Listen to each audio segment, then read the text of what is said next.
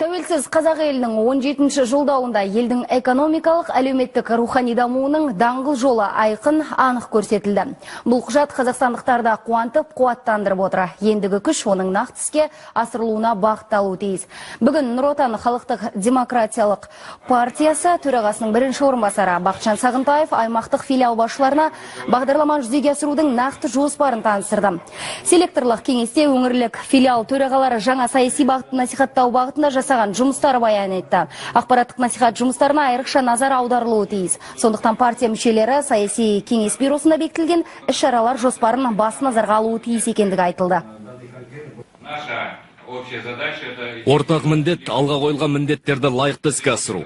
Партияның саяси бюросында бұл құжатты ел арасында түсіндіру, насихаттау жұмыстарын қалай іске асыруымыз керектігі туралы шешім еттік. Міне сол жоспар бойынша стратегиялық құжаттың мәні мен маңызы туралы елдегі әрбір азамат білуі тиіс.